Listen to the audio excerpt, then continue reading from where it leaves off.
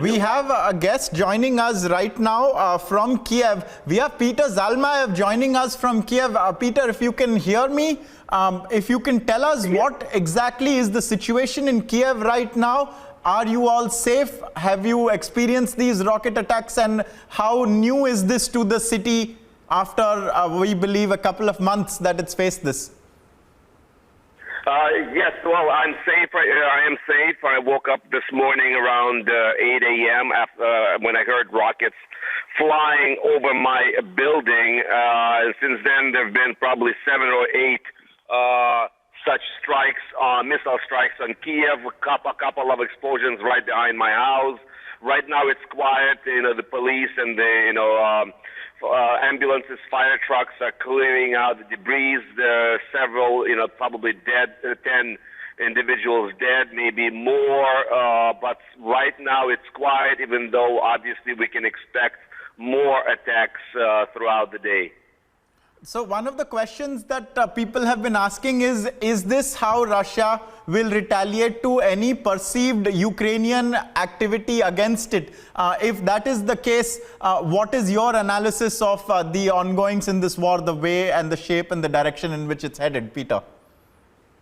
Yes, it is indeed a response to the blowing up of the bridge, the Crimean bridge, which was a personal affront.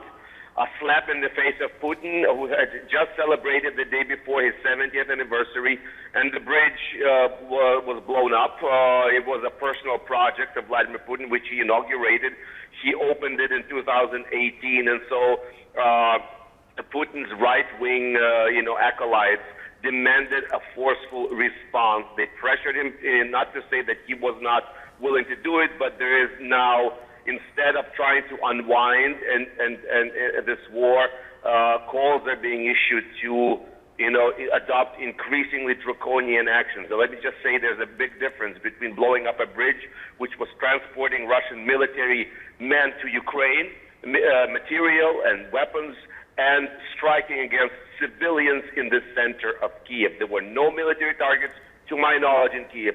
This is how Russia is fighting this war. Bottom line, I think it shows its weakness and insecurity. It's not having military victories, so instead it's concentrating on terrorizing our civilians. Peter, one more question. Will this form of intimidation daunt the Ukrainians? Because we've seen that your people and your government have held very firm, and of course so have the military forces. Will this kind of provocation and intimidation by Russia have its desired effect, do you think? Not so far. It hasn't had that effect. It's only fanning the flames of hatred for the enemy. And if anything, the Ukrainian officials have called and have renewed their calls to the Western allies, and specifically President Biden, to give Ukraine longer range 300-kilometer missiles, such as ATACMS missiles, so that this war can become proportional. Ukrainians need to have the ability to go and strike military targets deep inside Russia, so that Russians now start to feel the effects of the war there. One of the points that Vladimir Putin has made in his address just a few minutes earlier is he's accused Ukraine of terrorist activities around the nuclear power plant. How do you read this, and how do the Ukrainian people see this? Obviously, it's part of the same strategy. It's terror not against Ukrainian civilians, but against the entire world. Once again, Vladimir Putin sees now very clearly that he's not going to be able to achieve any significant military victory conventionally in Ukraine. So he's stepping up with terrorizing civilians and stepping up his blackmail of the world through other means, through gas blackmail and this blackmail around the nuclear plant station. Peter Zalmayev, Peter, stay with us. So essentially, it's a form of blackmail is what you're telling us by Putin in this case. Do you see? Yeah, go on, please. No, I agree. Yes, it is what it is. It's blackmail.